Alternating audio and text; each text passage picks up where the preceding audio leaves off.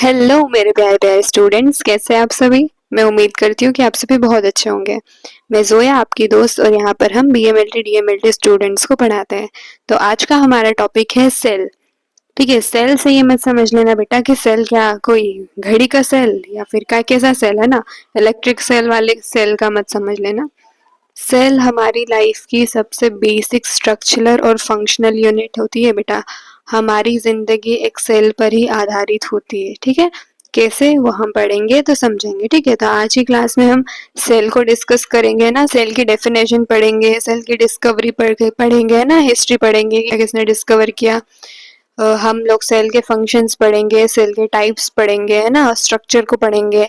ठीक है, तो चलो हम हमारी क्लास को स्टार्ट कर लेते हैं। तो चलो, सेल डेफिनेशन देखो, इसकी डेफिनेशन ऑफ सेल क्या है।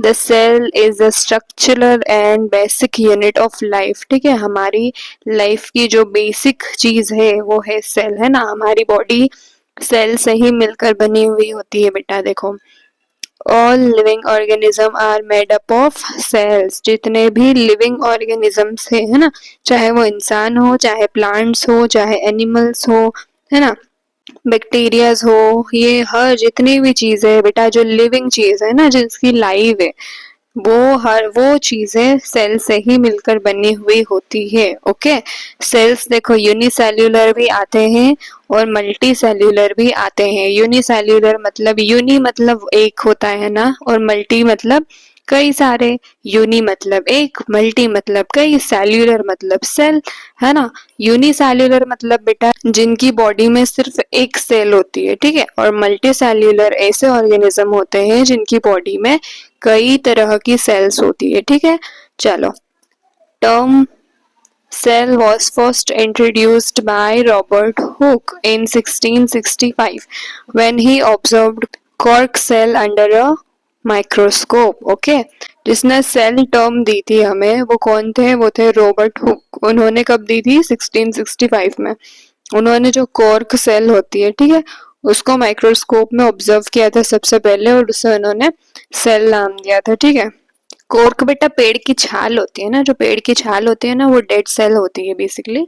तो उसको इन्होंने सबसे पहले ऑब्जर्व किया था। ठीक है, और इन्होंने उसे सेल नाम दिया था। ठीक है, अब देखो डिस्कवरी देख लेते हैं बेटा कि सेल की डिस्कवरी में कौन कौन से साइंटिस्ट इन्वॉल्व थे। ओके, देखो इधर साइंटिस्ट है, इधर इधर इनकी कंट्रीब्यूशन है। ठीक है, चलो, रॉबर्ट हुक थे सबसे पहले हमारे 1665 में। ठीक है, इन्होंने क्या किया था, ऑब्जर्व्ड डेड कॉक cell, coined the term cell. ठीक है, वही इन्होंने जो पेड़ की छाल आती है, ठीक है, उसको ऑब्जर्व किया, कॉर्क सेल होती है वो, और उसको इन्होंने सेल नाम दिया। ठीक है, फिर आते हैं हमारे एंटोनी वैन ल्यूवेनहुक सर।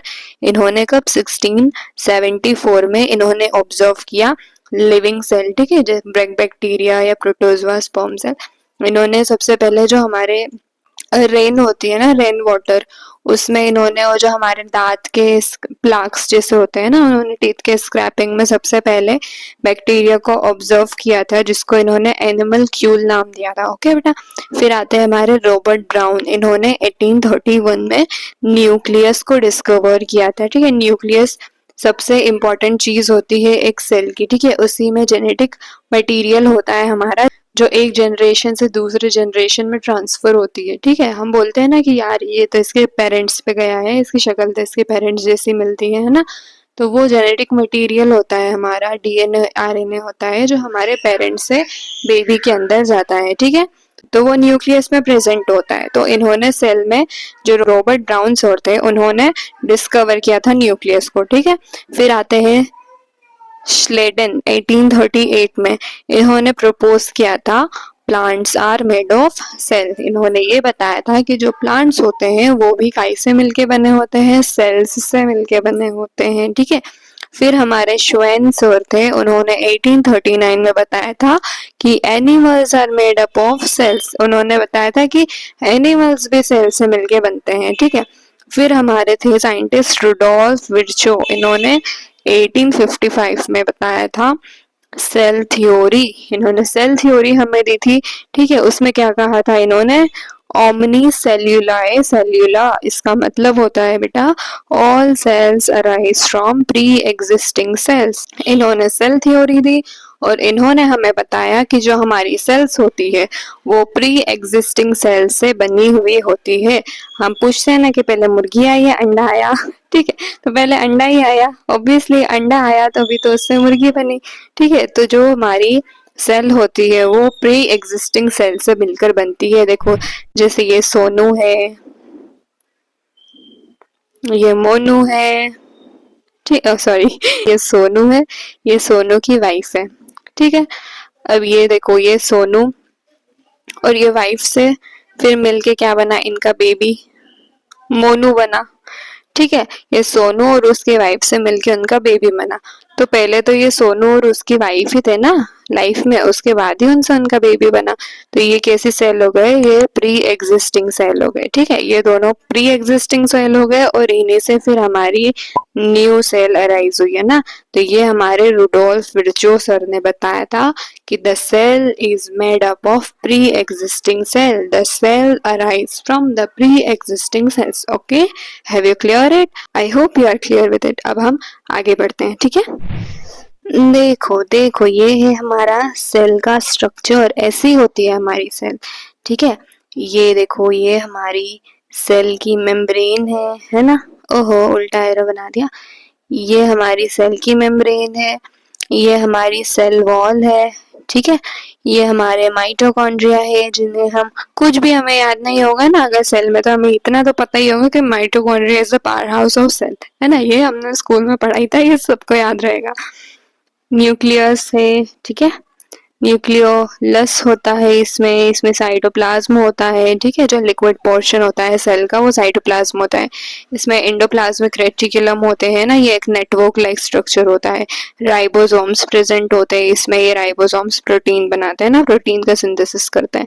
इनके स्ट्रक्चर को भी हम डिटेल में समझेंगे, अभी हम आज सेल के बारे में बेसिक चीजों को देख रहे हैं। तो हमने सेल का स्ट्रक्चर देख लिया बेटा कि इसमें सेल वॉल होती है, सेल मेम्ब्रेन होती है ना, सेल ऑर्गेनेल्स होते हैं, न्यूक्लियस हो गया, गोल्जी बॉडी हो गया, लाइसोसोम हो गया है ना, माइटोकॉन्ड्रिया होगा, एंडोप्लाज्मिक रेटिकुलम हो गया।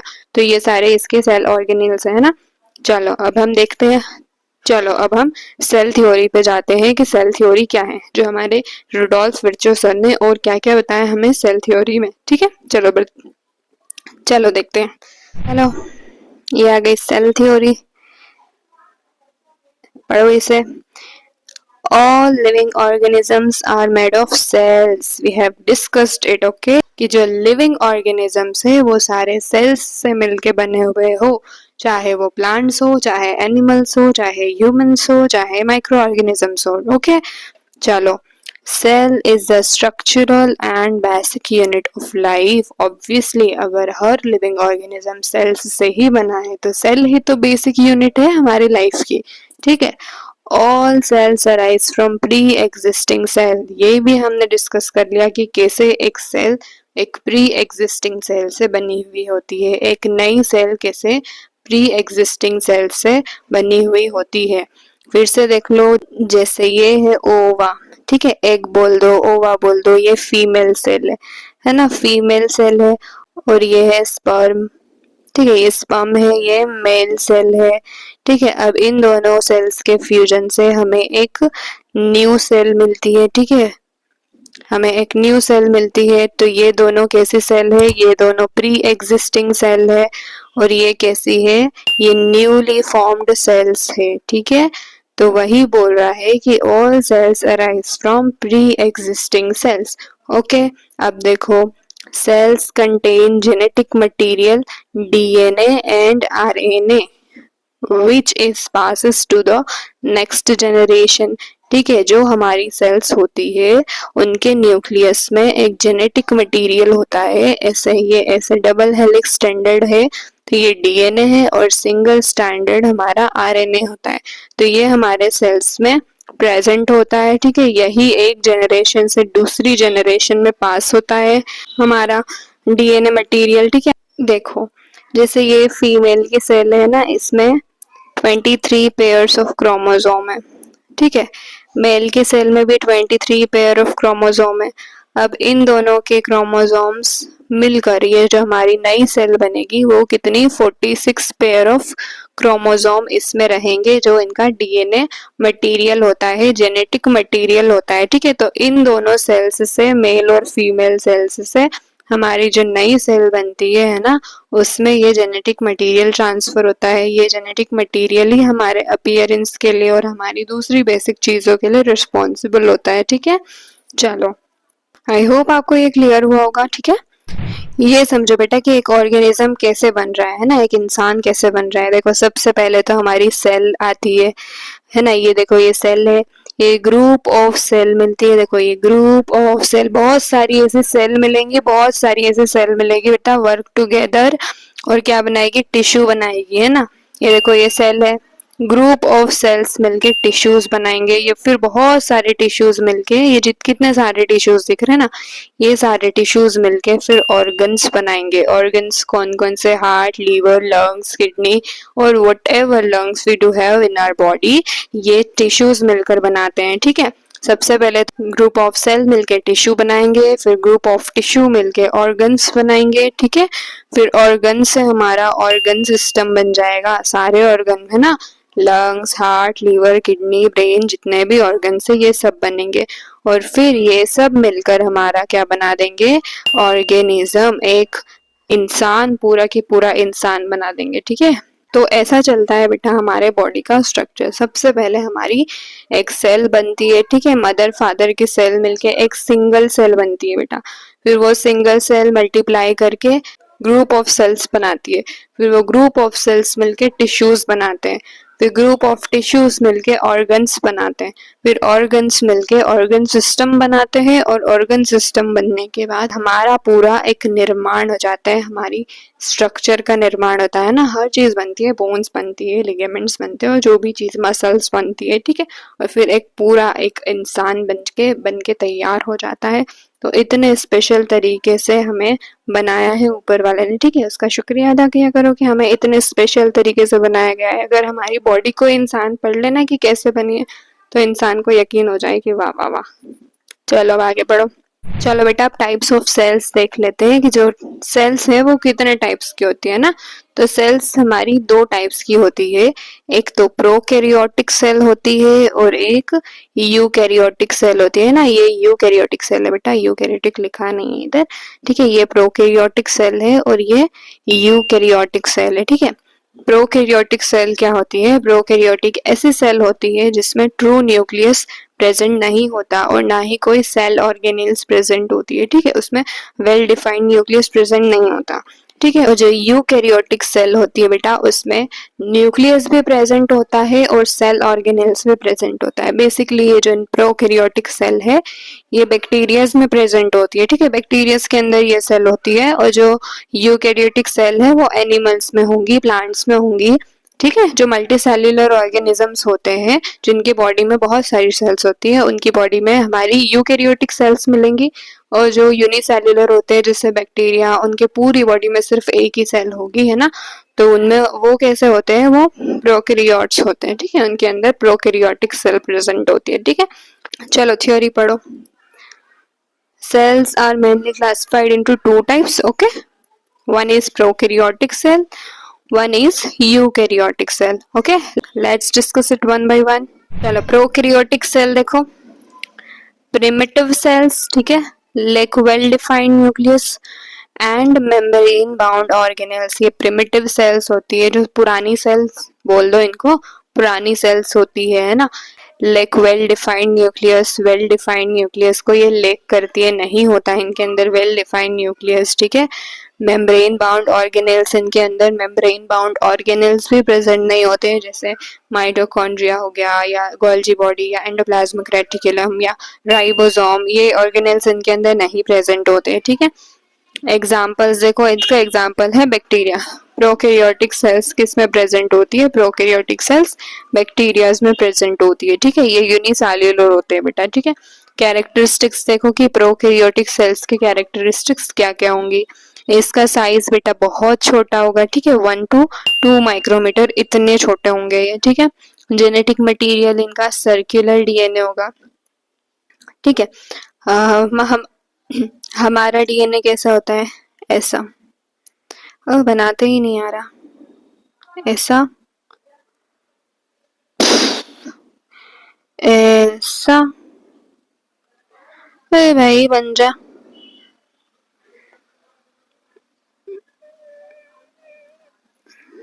हम्म। हाँ बन गया। देखो ऐसा होता है हमारा डीएनए, ठीक है। और इनका डीएनए कैसा होगा? इनका डीएनए सर्कुलर होगा बेटा, ऐसा ऐसा ऐसा, कुछ बिक्कू ऐसे भी रहेगा, ठीक है, ऐसा रहेगा। Not enclosed in nuclear membrane, ठीक है। अब हमारा जो डीएनए है वो किस उसको कवर करके रखती है हमारी न्यूक्लियर मेम्ब्रेन। मैंने बताया था ना कि हमारे सेल में न्यूक्लियस प्रेजेंट होता है और न्यूक्लियस के अंदर ही हमारा डीएनए होता है ना, जो कि हमारा जेनेटिक मटेरियल होता है। अब जो ये हमारे प्रोकैरियोट्स होते हैं, इनका डीएनए बेटा ऐसे ही पड़ा हुआ रहता है, ठीक है। इनके ऊपर कोई भी न्यूक्लियर मेम्ब्रेन प्रेजेंट नहीं होती, okay. Organelles absent except ribosome, इनके अंदर कोई भी सेल ऑर्गेनेल नहीं प्रेजेंट होते हैं सिवाय राइबोसोम के, वो भी 70S राइबोसोम, ठीक है। सारा ही कुछ गायब हो गया भाई, कोई बात नहीं, पीछे करके देख लो नेट की वीडियो को। देखो बेटा, फिर आता है reproduce asexually bye binary fission. देखो जो हमारे प्रोकैरियोटिक सेल होते हैं बेटा, वो बाइनरी फिजन के थ्रू अपना डिवीजन करते हैं, ठीक है। जैसे ये एक सेल हो गई, ठीक है, ये बीच में से टूटती है बेटा और दो नई सेल बना लेगी, तो इसे हम बाइनरी फिजन कहते हैं, ठीक है बेटा। तो जो हमारे प्रोकैरियोट होते हैं वो ऐसे डिवीजन करते हैं, जो हमारे बैक्टीरियाज होंगे है ना, अमीबा हो गए जैसे, तो वो ऐसे ही डिवाइड करते हैं अपने आप को, ओके। चलो अब आगे बढ़ते हैं। फिर आ गए हमारे यूकैरियोटिक सेल्स। यूकैरियोटिक सेल्स बेटा कैसे होते हैं? जैसे हमारे सेल्स हैं, हम ह्यूमंस के अंदर जैसे होते हैं, एनिमल्स के अंदर होते हैं, प्लांट्स के अंदर जैसे सेल्स होते हैं, उनको यूकैरियोटिक सेल्स बोलते हैं ना। यूकैरियोटिक सेल्स के अंदर true well defined nucleus present होता है, well defined cell organelles present होते हैं ना, जैसे mitochondria, lysosome, Golgi body, endoplasmic reticulum, ribosomes, ये सारे सेल ऑर्गेनेल्स होते हैं। यूकैरियोटिक सेल में प्रेजेंट है ना, न्यूक्लियस होता है, ठीक है, वेल डिफाइंड होता है, इनकी न्यूक्लियर मेम्ब्रेन भी होती है, न्यूक्लियोलस भी होता है, ठीक है। तो ऐसे होते हैं हमारे यूकैरियोटिक सेल। देखो पढ़ते हैं, देखो बेटा ये यूकैरियोटिक सेल है ना। देखो advanced cell have true nucleus and membrane bound organelles, ठीक है, वही कि इनमें ट्रू न्यूक्लियस भी होगा और मेम्ब्रेन बाउंड ऑर्गेनेल्स भी प्रेजेंट होंगे, ठीक है। इसका एग्जांपल क्या है बेटा? Animal cells, plant cells, protozoa, fungi या फंजी या फंजाई, जो भी आप प्रोनाउंस करो, ठीक है। तो बेटा इन सभी के, ये सभी में कैसे सेल होते हैं? यूकैरियोटिक सेल होते हैं, ठीक है। हमारे एनिमल्स, हम जो इंसान है ह्यूमन से, वो भी एनिमल्स में आते हैं, ठीक है बेटा। कैरेक्टरिस्टिक्स देख लो अभी। देखो ये देखो, ये जो देखो बेटा ऐसी होती है ये सेल है ना, इसमें राइबोसोम होंगे, ये राइबोसोम प्रोटीन का सिंथेसिस करवाते हैं, माइटोकॉन्ड्रिया, फिर इसमें न्यूक्लियस प्रेजेंट होता है बेटा, जिसमें हमारा जेनेटिक मटेरियल जैसे डीएनए आरएनए प्रेजेंट होता है, ठीक है। फिर देखो साइटोप्लाज्म होता है, जो लिक्विड पोर्शन होता है सेल का, इसी के अंदर सारे सेल ऑर्गेनेल्स सस्पेंडेड रहते हैं, ठीक है। फिर हमारा एंडोप्लाज्मिक रेटिकुलम हो गया, ये एक नेटवर्क लाइक स्ट्रक्चर होता है, ठीक है।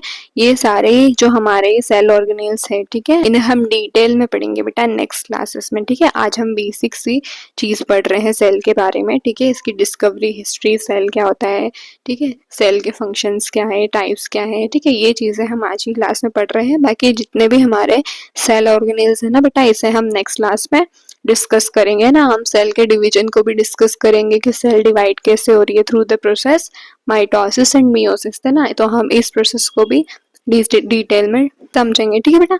चलो अभी हम कैरेक्टरिस्टिक्स देख लेते हैं इसके। चलो कैरेक्टरिस्टिक्स को देखो। साइज बेटा इसका लार्जर होता है, प्रोकैरियोटिक सेल्स है ना 10 से 100 सेंट माइक्रोमीटर का होता है ये। फिर genetic material enclosed in nuclear membrane, इनका जो जेनेटिक मटेरियल होता है बेटा वो न्यूक्लियर मेम्ब्रेन में इनक्लोज्ड होता है। मैंने आपको बताया था कि ये हमारी सेल हो गई, इसके अंदर न्यूक्लियस प्रेजेंट होता है, ठीक है। इसी न्यूक्लियस में हमारा जेनेटिक मटेरियल होता है, जैसे डीएनए आरएनए, ठीक है। ऐसे हमारा डबल स्टैंडर्ड डीएनए होता है बेटा, डबल हेलिक्स डीएनए, मुझे बनाते ही नहीं आ रहा है। देखो बेटा ऐसे हमारा डीएनए होता है ना, कुछ इस तरह से हमारा डीएनए होता है। ये डीएनए हमारा जेनेटिक मटेरियल होता है बेटा, ठीक है।